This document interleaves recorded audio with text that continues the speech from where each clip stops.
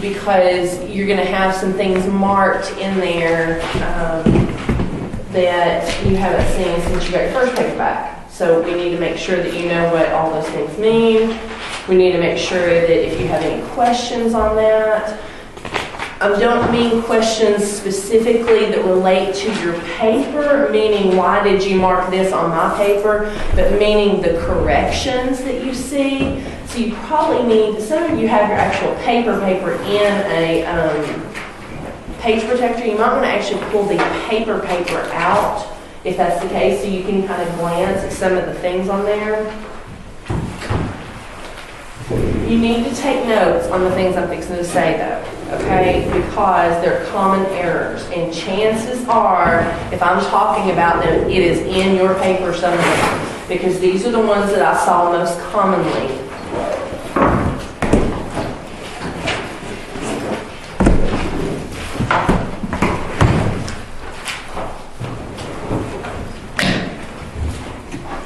Give everybody a second to get your paper.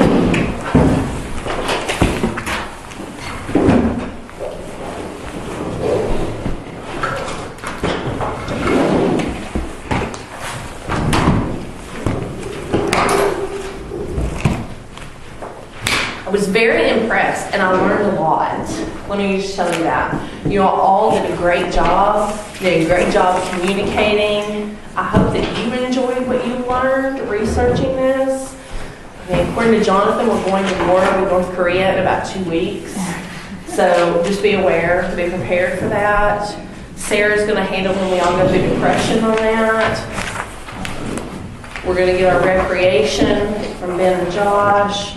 And then we're going to finish out because there will be no more colleges because they'll all be bombed to death, and so we'll all go to trade school in Canada.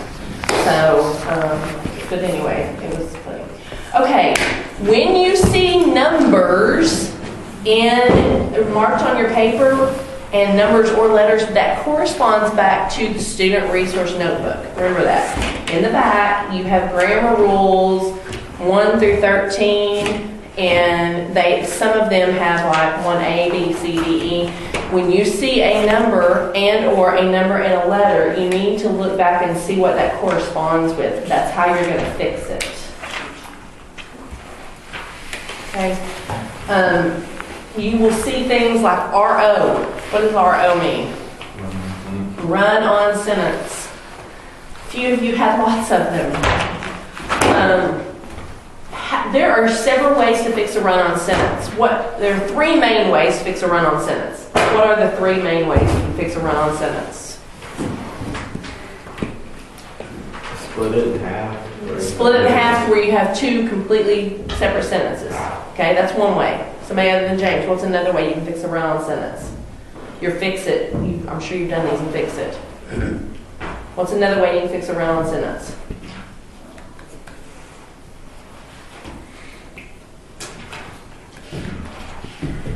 Splitting it in half is not always the best way to fix it. Another way you can fix it is by adding a coordinating conjunction. What is a coordinating conjunction? Oh, y'all. Fanboys. For, and, nor, but, or, yet, or so. Okay? Meaning the boys did their homework, comma, but the girls did not, okay? If you just had the boys did their homework, the girls did not, all is one sentence, that's a run-on. But you can fix it with a coordinating conjunction. The third way you can fix a run-on sentence is with a semicolon. Several of you need to review the use of semicolons. Somebody, and you're going to have to forgive me because I can't remember which one of you all it was, seems like it was either Hannah or Sarah, maybe, had a lot of sentences that would work perfectly. I say a lot, you know what that means, that could mean 3. That would work perfectly combined with a semicolon. Is it you? Okay. A semicolon, you use those to combine 2 main clauses if those 2 main clauses are so intricately connected that they almost feel like they need to be one sentence. Okay? So you need to review those as well. Several of you are going to find words that look like this.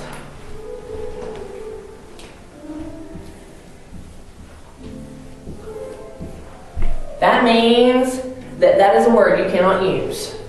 Okay? Now, I did not, for those of you who are well versed in IEW, I did not mark out all banned words. Okay? I did not do that.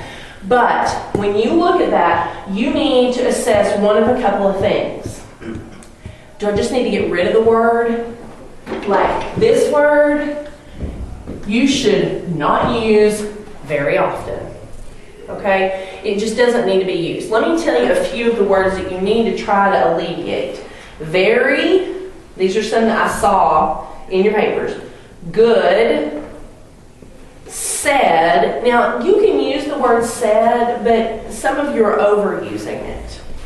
The word a lot. Number one, it's too commonplace. It sounds like you're just having a conversation. Conversational papers are more essays, they're not research papers. Going to, I saw that a lot. Going to. They are going to.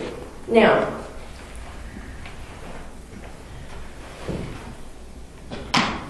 you need to, like I said, you're going to see several words circled. You need to address those. Sometimes, read it. Could the sentence work just as well without a word?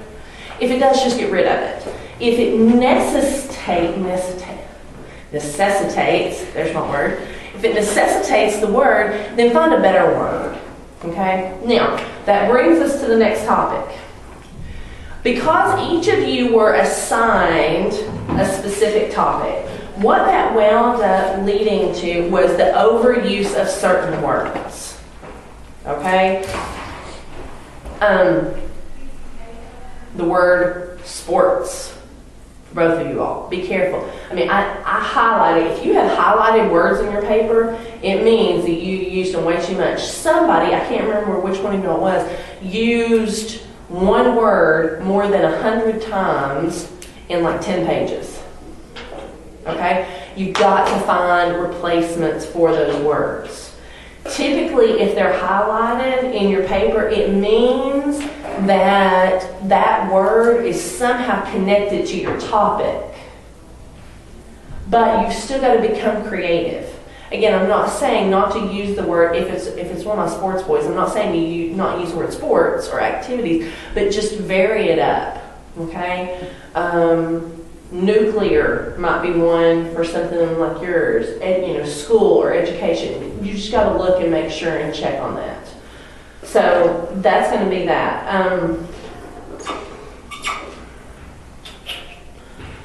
Okay. The next thing is your in-text citations. Your in-text citations, and I went over this several times. When I say your in-text citations, I mean you have a quote or paraphrase, then you have your parentheses with information in it. That information should match the very first thing listed on your works cited.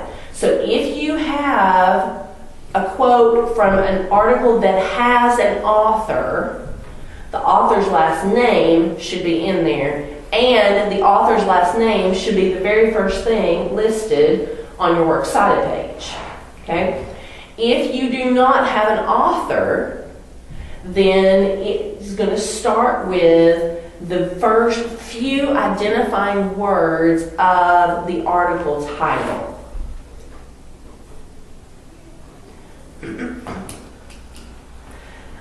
If you see on an article where it says by Newsweek reporters or Newsweek staff, that's not the author, okay? You don't use that, you just start with the article title.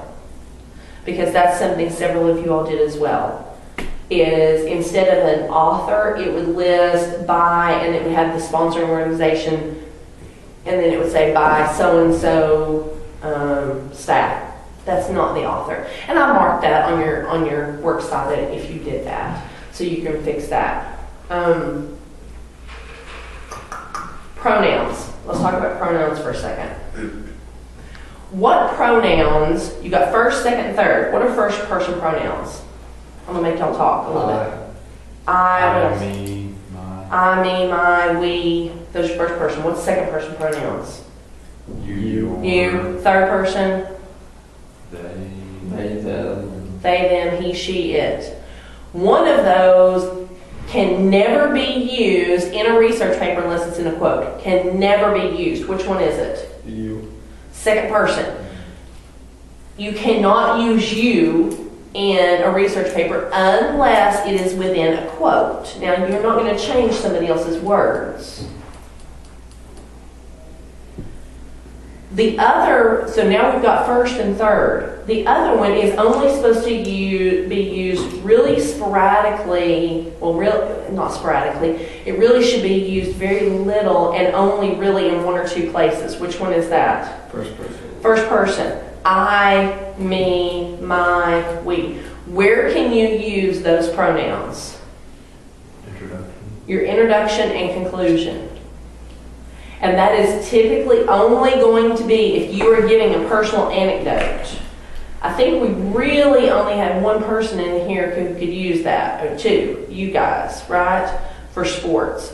Because my North Korea people, to my knowledge, have never been to North Korea, are not North Koreans, so that rules you out. You've never been to a trade school. I don't guess you have one either that would go in there. So really, you should never use those pronouns unless you have a personal connection with your topic, and then it's limited to your introduction paragraph and your conclusion paragraph. Furthermore, some of you will see the number 12A or 12B marked on your papers frequently. 12A and 12B, those are rules in the Student Resource Notebook that reference back to pronoun usage. And it has to do with an antecedent. Okay?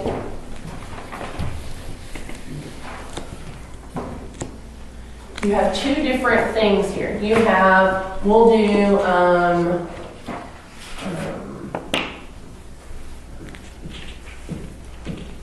Jordan, James, and Jonathan wrote about North Korea. He quoted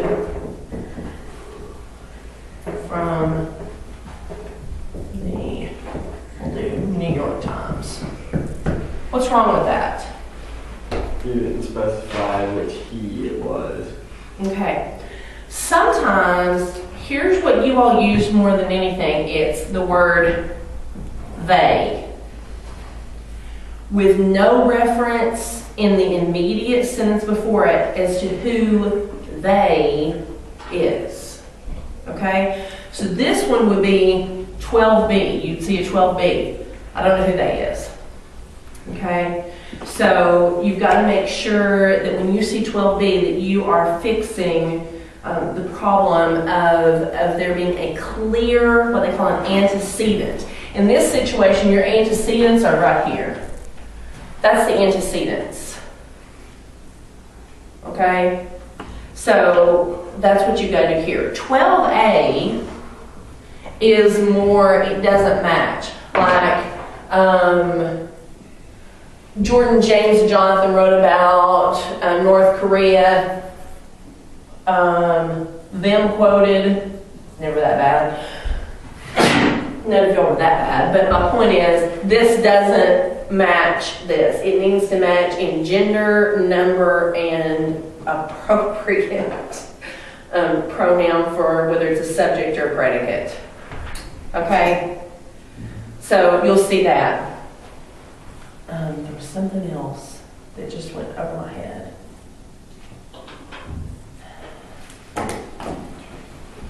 Pronouns. Oh gosh, I don't know what to do. Run-ons, we did pronouns, overused words. I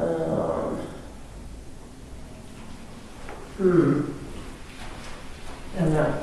Take a look for just a quick second at your papers. And again, I do not want specific questions to your paper. I want you to look at my markings and see if you see anything marked on yours that you need clarification on.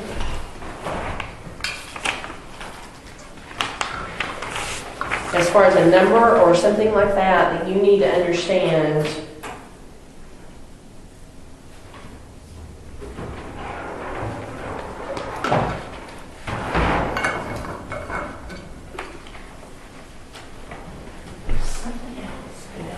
Talked about Rule 11 in my paper. Okay, that, just look in your book for that. Rule 11. Oh, another one you'll see is SV, or subject verb agreement. A lot of times what happens is you have a subject, and then you have like a prepositional phrase before your verb, and so then your subject and your verb don't match. So how you can check that is take out the prepositional phrase in between and see if it matches. He run doesn't work. He runs. Do you follow what I'm saying here? Okay, yes. What was your question? I have 4B after a quote. 4B. Okay, look in your student resource notebook and match 4B. Anytime you see a number in a letter, look in your student resource notebook. Yes? Why is the first name highlighted green? Oh, first name highlighted green? Or not first name? Were you highlighting to that? Yeah, I checked. If you're on, that's a great question, Hannah. Most of you, and I think maybe the first paper or two I didn't do this, but from then on I did. Your in-text citations I highlighted in green, and then I checked them off on your works cited in green, so I can make sure. And if I was missing something, I could go back and look. No, there's nothing to worry about those highlights. No. I think when you've overused words, it's highlighted in yellow, I think. Are y'all hot in here? No. Okay.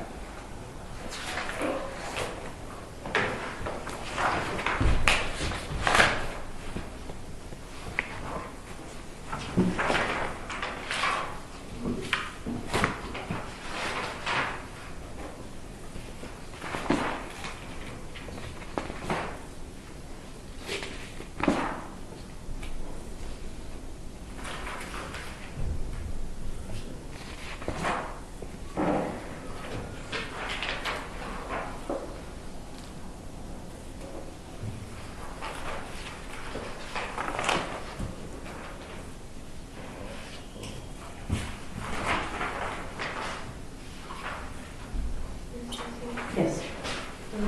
This rule 1B, which one is that? There's a lot of 1Bs. Okay, you're on the wrong page.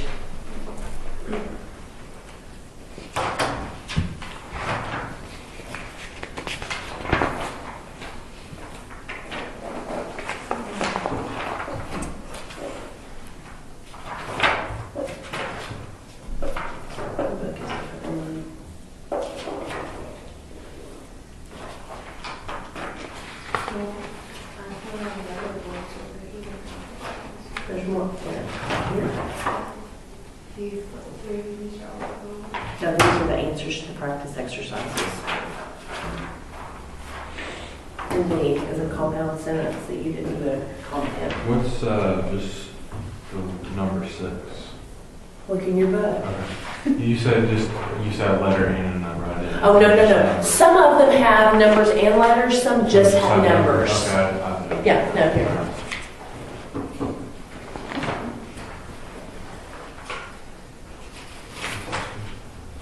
Oh, that was my note.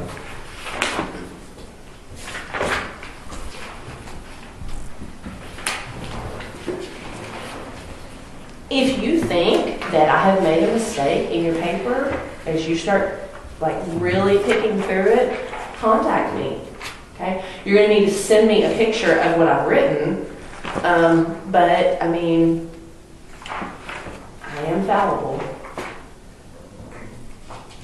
I was told recently by another adult never to admit to your students that you're fallible, and I'm like, shh, they know what we're about to tell them or not. Okay, so I'm going to assume that you don't have any go ahead. You have me explain one of my acronyms that I like to explain. That's why I said don't ask me those questions right now. It's okay. You can bring that, so, okay, if you did, then I just missed it. Okay, I'm gonna assume that all's good, okay? On average, these grades were much higher than the ones in the fall, okay? As an average rule of thumb, hopefully you all feel like you did better on them as well. So now let's talk about correcting these. You will not turn these back into me until April 30th. So you have 1, 2, 3 weeks to make these corrections. The week before, like on the 23rd, what we're going to do, or what my plan is, and we can alter this as needed, is to sit down and have questions if you have particular questions about your papers. I would kind of like to know, I would really like for you all to go over these this week and tell me quickly if we're going to need that or not. We may not need it. Okay, we may be able to do most of that over text or email, quick conversations like that. And so I just want to make other plans because that's on, I have that on there. Now, I'm considering, and I'll let you know hopefully by next Monday. Last paper, one of the problems I have with people turning in a first and a second draft is I spend all this time making corrections on your papers, and then some of you don't do squat, okay? And when I say some of you, I don't necessarily mean the 7 people sitting in this room. I mean students as a general rule of thumb. Meaning, you turn back into me nearly the same paper you did the first time, which is a waste of my time, it's a waste of your time. I mean, it's useless, okay? It is possible, and what I'm tinkering with is to take off a half point for everything that you don't fix. Okay? That's what I'm tinkering with. Now, because I want to make sure that you take the corrections that you've been given and you learn from them. Now, some of you are looking and going, I've already got an A on this paper, why do I have to turn it back in again? You just have to because you have to. Okay? If you don't turn it back in, you get a 0, and that A then will not matter one lick because then you're going to be up Greek. Okay? An A and F only average out to a C at best, depending on how low the F is. So make sure that you don't just check things. Even those of you who have A's on those papers, there's still a good amount of errors that need to be corrected, even if they're just grammatical. Okay? So make sure that you do that. When you turn the paper back in, you will not have to have all of your note pages in there. Okay? You will, though, have to turn back into me the original draft that you just got back with the rubric. I'll have to have both of those things. And, of course, your works cited, original and new. Okay? Even if you had no errors on your works cited page, you'll need to still print out a fresh copy, attach that to the new paper, and turn it in. What do you mean by original? Original, you're the original one that you correct. Like on That is the the annotated- original. Okay, so not like the annotated works cited. No, I don't. I'm finished with the annotated works cited. I'm finished with the note pages. I'm finished with the annotated works cited. Okay. That had to be in your binder initially. And I know last time I required you to keep it in there, but some of your all's binders are like busting full. So you can remove those. Yes, ma'am. So when we turn this back in, we can't remove, you want us to remove the note pages? You don't have to, but you can. Okay. Okay. Any questions? Wow, y'all are even more somber than normal. Okay, well, we'll make it even more so. I am brought the final with me today so we can go over it. We're going to go ahead and go over the final because I was waiting to do that, I think, until next week. And I decided that I'm going to give you, no, it's okay. Yeah, I was gonna say. It is on there. No, it's the other class I moved up in. I still may take a couple of things off here, but I don't know for sure. You need to take notes on this, okay? You really need to take notes.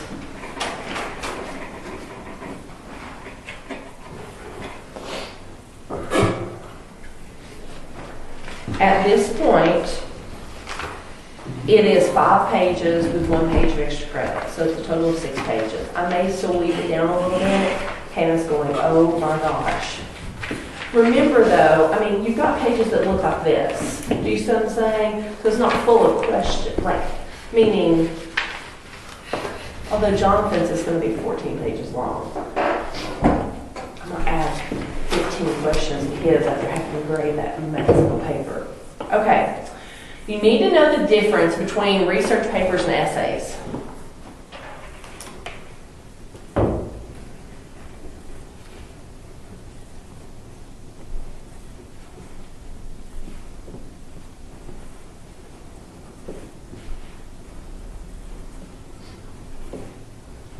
You need to know and be able to identify what information must be included on a note page or a note card.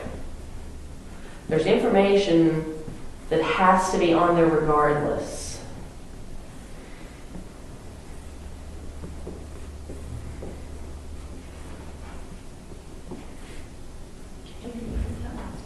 Yeah, you need to know what must be on a note page or note card. There's information that has to be on there.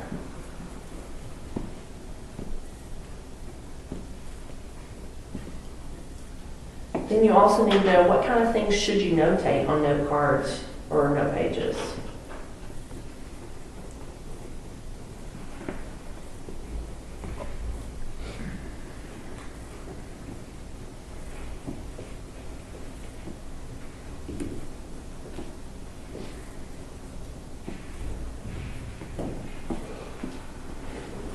You're going to have to know how to do a works cited entry. You will be given all the information, and then you have to create, handwritten, a works cited entry. How will we know it's URL?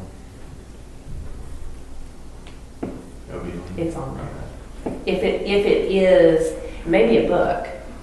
So you need to know the difference between a book and an internet article to be able to do that.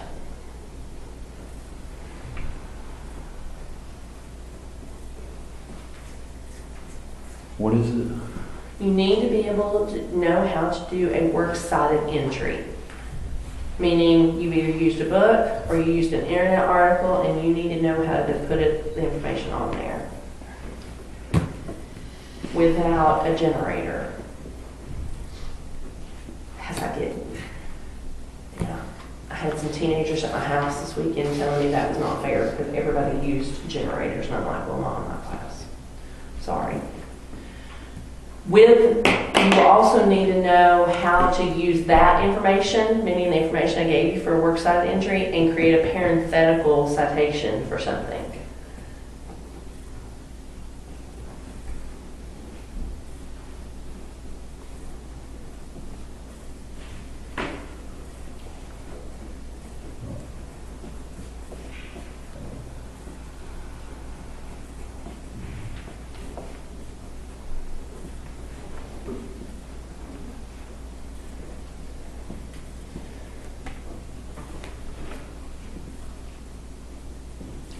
You need to know what a drop-in quote is and how to fix it.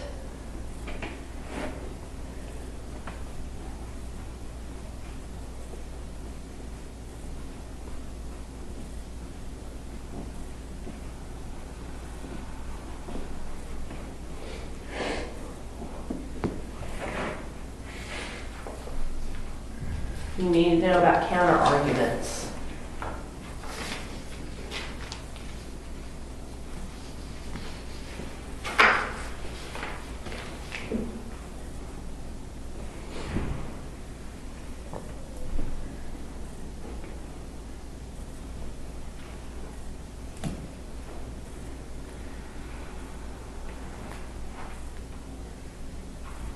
identifying problems with a thesis statement, and correcting one.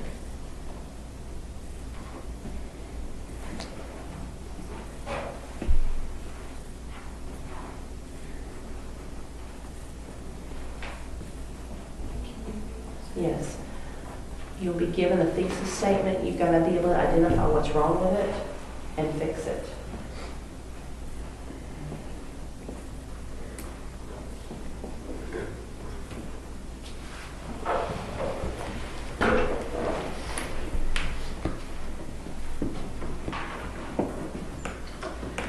You need to be able to tell what a hook is and give two different kinds.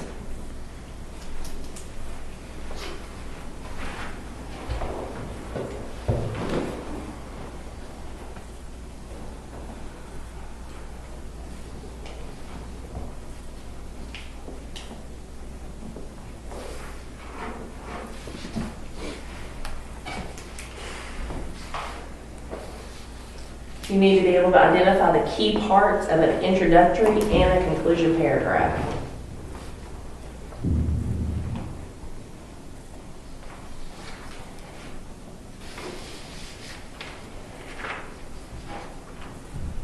Identify what?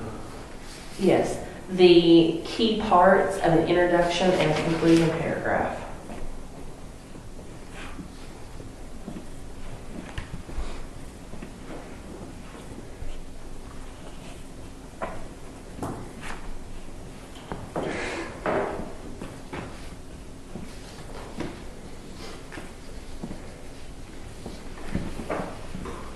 You need to be able to give examples of transitional words and phrases.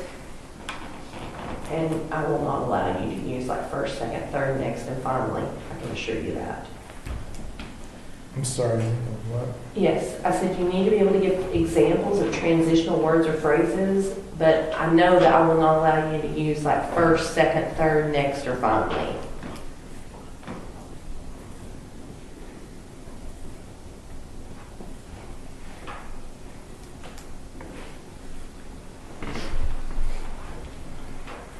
Paragraph hooks, you'll need to be able to identify and explain them.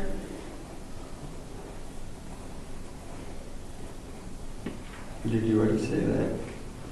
Did I already say that? Paragraph hooks? You said just what a hook is and give two different kinds.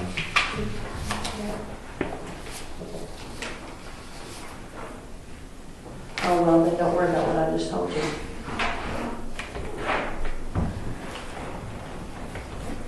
Okay, you need to know though why and how that you use thesis hooks. That is important.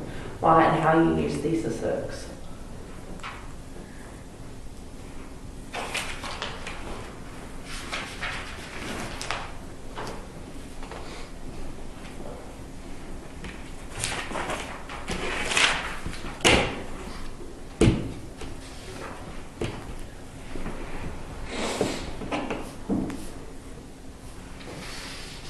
You need to know like the pronoun usage stuff that we went over earlier, like what kind of pronouns you are and are not allowed to use in a research paper.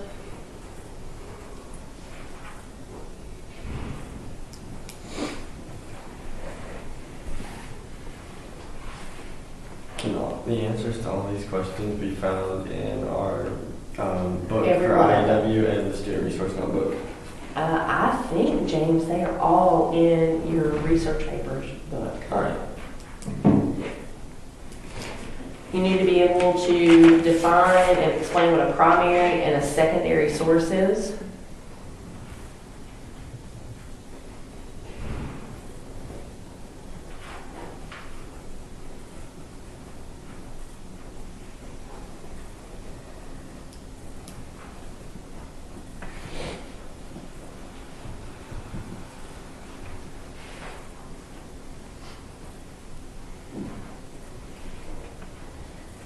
You need to be able to explain how you determine the credibility of an online source.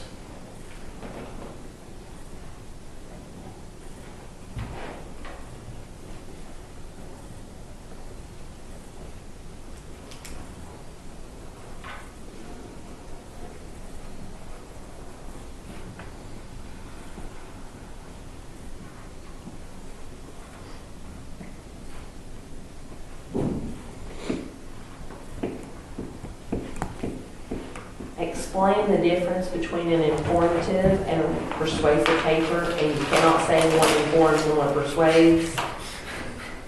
You're Can't do the easy way out. you're joking, you're laughing, but I have people that have done stuff like that on tests. So what did you say? You need to be able to explain the difference between an informative and a persuasive research paper. In case you missed the humorous part, you can't say one informs and one persuades. Can we use synonyms? No. Jackie.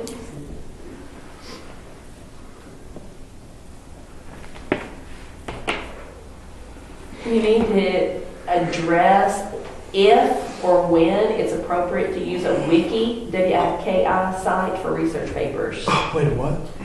You need to be able to identify if or when it is appropriate to use a wiki site for research papers. W-I-K-I, like Wikipedia, other wiki sites. Are all wiki sites open source? I'm not going to answer that. Is that the point? Name of the thing. What? The name they're usually using.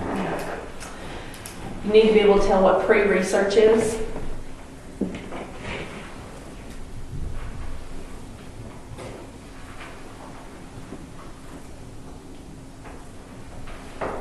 Look, I'm taking off questions as we go. Isn't it funny? I think I've taken off 4 now.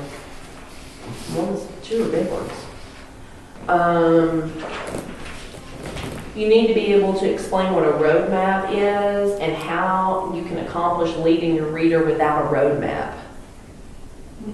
Without a roadmap.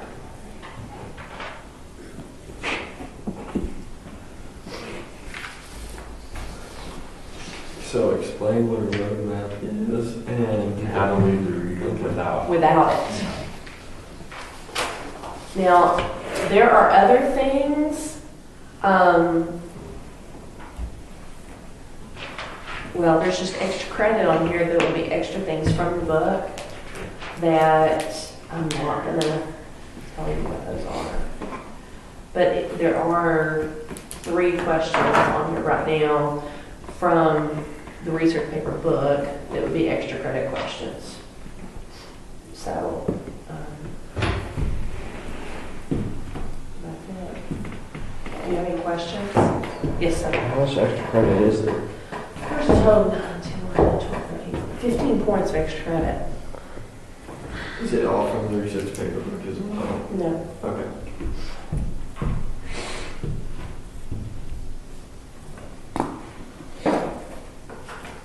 But that is 1, 2, 3. You have 4 weeks to study for that test, and you will know the day that, like, you really don't have anything due except for fix it.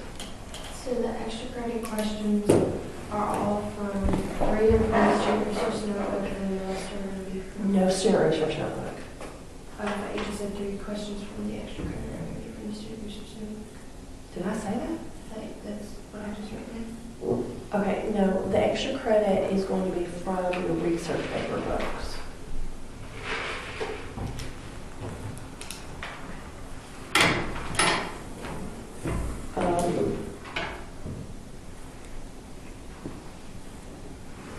Yeah, I actually have lit job, it looks like, on the syllabus for the 7th of May, but we'll be finished with night before then.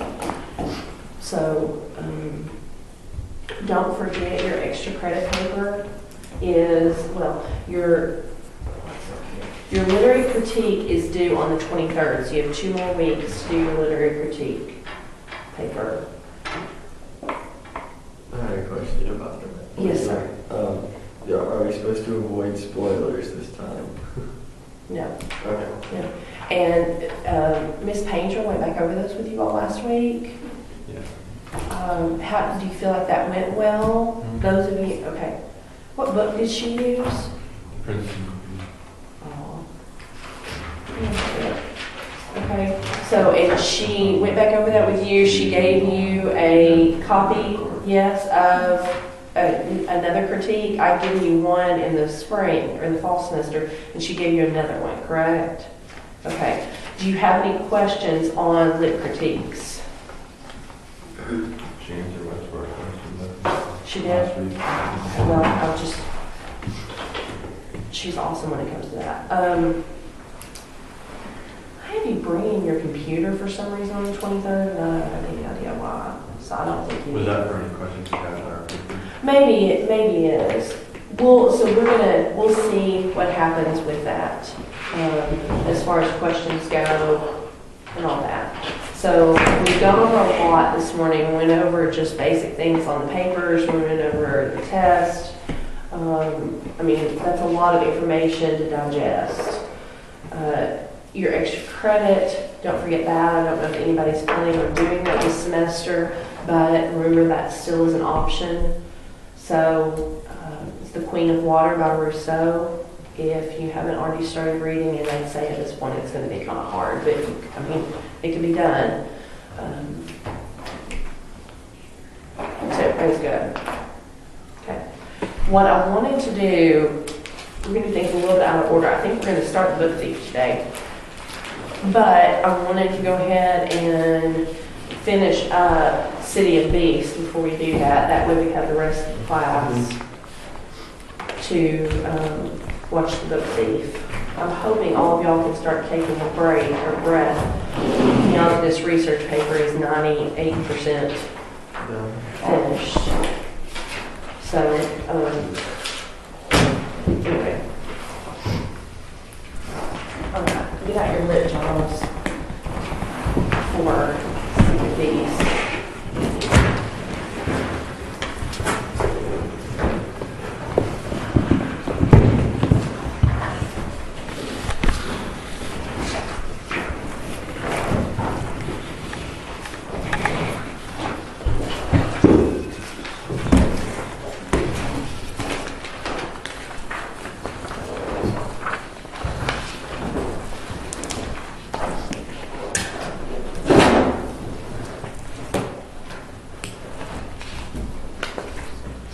Okay, so you all finished up last week where they had just come back from their treks, right? Is that right? I get confused. They came back from getting the eggs and the water. Is that right? We finished the book. That's last week. That's where you all finished that book last week. I didn't finish the book this week. That's okay. Okay, lit jobs. Let's see who had character connector this week. Jordan, who did you do? I did, And tell me. how many do you want? Just a couple words back page of it.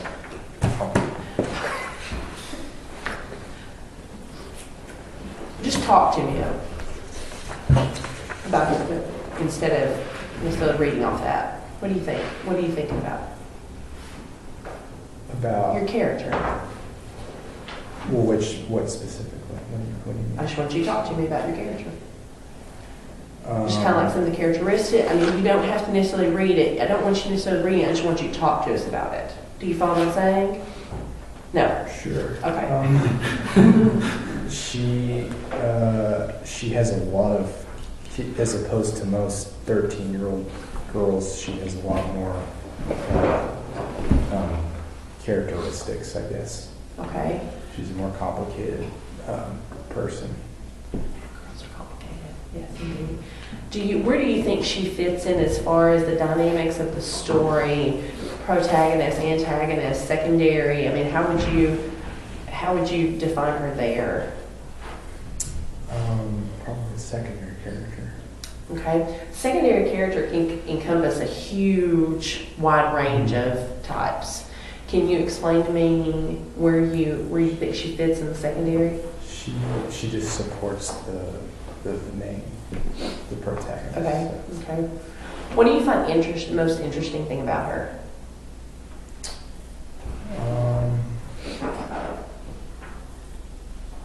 Probably just her knowledge. Okay. Does she fit in? I'm going to take a side note for a second. We finished the book now. What would you say are the themes of the book? I'm going to come back to you though in just a second. What do you think are the themes of the book?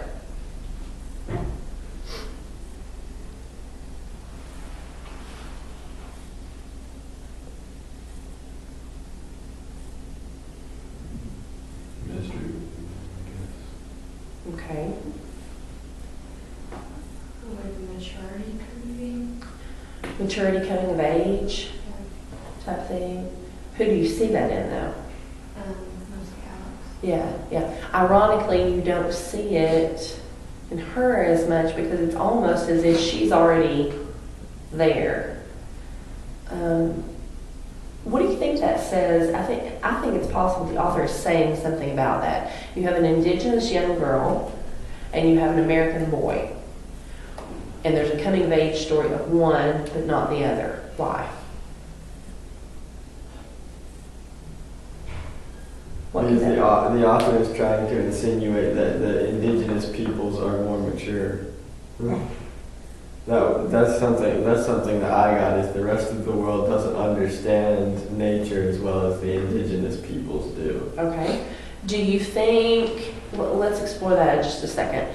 Do you think that that's a fair statement if you look at a typical American teenager in comparison to kids that grow up in, I mean, whether you're talking about South America or whether you're talking about Africa, do you feel what I'm saying? Well, Do you think that that is a fair statement? it depends on how you define it, because yes, they're going to have to work as far as physical labor more than any of us will, but at the same time they don't have to do things like school or any of that, and they don't have to work the same kind of job as we would. Okay. So Somebody other than James, do you think that's a fair statement? I would think so. Why? Just seeing the different cultures, how they, just from a young age, they try to grow up, even young boys, just to hunt and provide for families, to give them more responsibilities than that we would have here in America. Because most things are handed to us. They have to work for it. Yeah, they do. You know, like a lot of times, an average age for a boy to become a man in a lot of these types of cultures is 13 years old. yeah. I mean, 13 years old, you become a provider and a protector of your family. I have a 13-year-old living in my house, and I can tell you that he is not there. My 15-year-old